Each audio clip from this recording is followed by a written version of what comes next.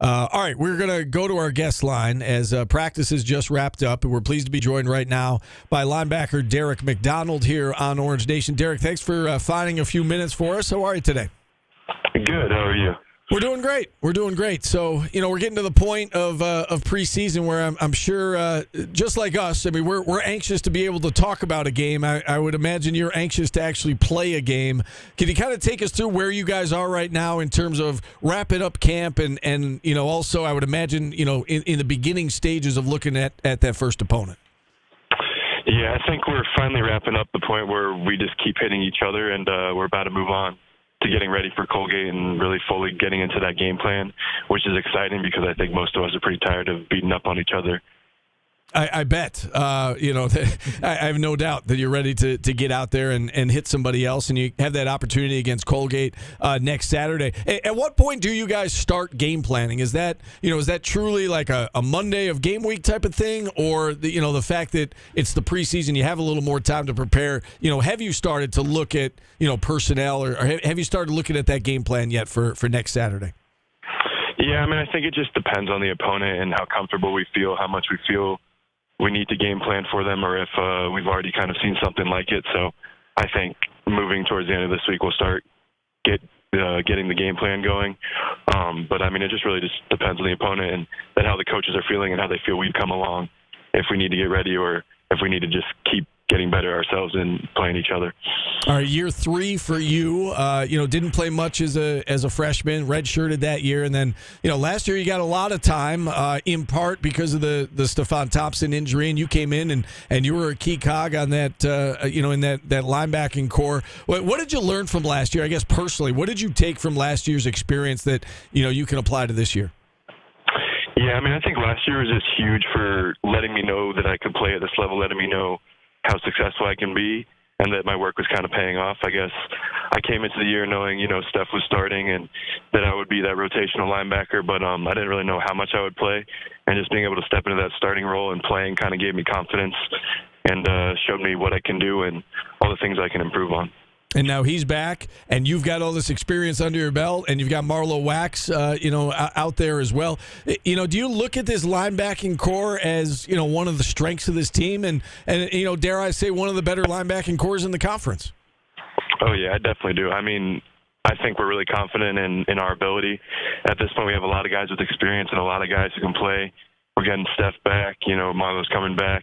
We got Leon, Anwar, me, Caden. I mean, we have a lot of people that I think are ready to step up and play, and we're all just going to play off each other and hopefully be one of the best groups in the country and one of the reasons that this team is so successful this year. You had a chance to learn under Michael Jones last year, and he's kind of passed that leadership baton on to Marlo Wax. Can you speak a little bit about what it's been like playing with those two guys and maybe some of what they have taught you and the other linebackers, not just about the X's and O's, but leadership and so on and so forth. What's it been like playing with Michael Jones and now Marlo Wax? Yeah, I mean, from the moment I stepped on campus, those were the two guys that kind of took me under their wing. Michael was obviously the leader at that point, and he really made sure that all the young guys came along. He taught me the defense. He helped me to get comfortable and to get to know the guys. And then just seeing Marlo grow over the past couple of years, I've become really close with him, and he's really naturally taken that leadership spot. So, I mean, those guys are both great leaders and a big reason why the linebackers in this defense is going to be so successful. I want you to take us back to last year, if you could, and you guys go 6-0 to start. First time since '87, and then you crack the top 15, first time in the national poll since '01, and we know second half of the year a lot of injuries built up, and you guys went on that losing streak, and then you wrap it up at 7-6. How do you look back on last year? Do you look back on it fondly as like, this program took a step forward, or do you look back at it as, missed opportunity? There was that 6-0 start and things kind of went south there in the second half of the year. Yeah, I mean, I'd say I'm usually an optimist, so that 6-0 start was great. Obviously, we didn't finish the way we wanted to, but I think that's kind of just the hope and the light that we need for this year. I think we showed ourselves and showed everybody what we can do if we stay healthy and we just find a way to finish the season. I think it can show just how successful and how dominant we can be, and just taking a step forward from that. You know, when you look at the schedule that you've got to face, you know, after the non-conference, you've got that really tough stretch where you've got Clemson, North Carolina, Florida State all in a row. What lessons, I guess, can you take from last year in terms of, you know, dealing with that 3-game stretch smack dab in the middle of the year, and even if, you know, those outcomes don't go your way, you know, did you learn something about, you know, the ability to bounce back and stopping the bleeding and you know, being able to avoid those long losing streaks? Yeah, I mean, I think it just comes down to taking it one game at a time. Every week's a new week. I know, you know, maybe that week didn't go like we wanted it to, but you got to look forward to the next opponent. You got to get ready to go and know that you can go in and win that game and turn this thing around. So it's really just taking it 1 week at a time, not getting too stuck on what's happened in the past. Derek McDonald, our guest here on the show for another couple of minutes. And, you know, I asked you about the linebacking core. Can you kind of take us through the other units on defense? You know, D-line, you know, it's been thin in years past. Doesn't seem thin this year. It seems like there is a lot of depth. Dino even said the other day that he finally likes the depth at that D-line position. And I also want you to take us through the defensive backfield. So let's start with the guys up front. How are they looking? Oh, yeah, I like the way our D-line's looking. You know, we returned a decent number of guys, and we got a lot of guys who know what they're doing and are just getting better every day.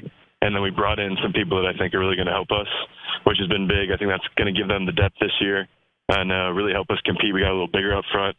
And, yeah, I mean, I've definitely seen some things from the D-line that maybe we weren't seeing at this point last year. And then the back end of the defense, you know, you lost some key contributors, obviously Garrett Williams and Jahad Carter and Deuce Chestnut, but it seems like every year, you know, the next man up, right? And you find who the next great talent is in the defensive backfield. How does that group look to you to this point? Yeah, they've looked really good too. I think the thing about the DBs is I think they do a great job of bringing all the DBs along. So, you know, one guy goes down, a couple guys leave. We have a lot of guys in that room that are ready to step up and take that role. They're super competitive. So, yeah, the safeties look great. We have a lot of depth there. The corners are really coming into their own. And I just like the way the new coaches have kind of attacked it and how these rooms are developing.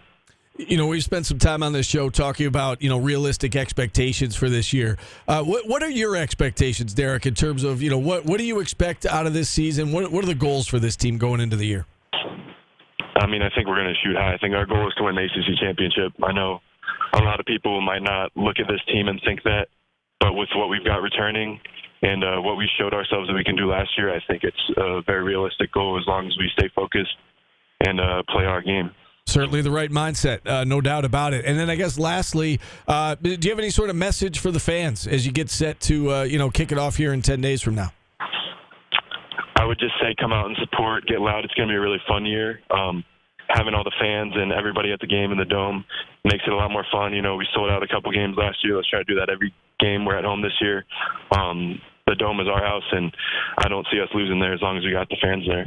All right, Derek, really appreciate you coming on. Best of luck as you close out preseason practice, and continued success to you, and I'm sure we'll talk again during the season. Yes, sir. Thank you so much. All right, Derek McDonald, third-year linebacker for the Orange. And with that, we will hit a timeout. We'll open up the phone lines, 315-437-7644. Back after this on ESPN Radio.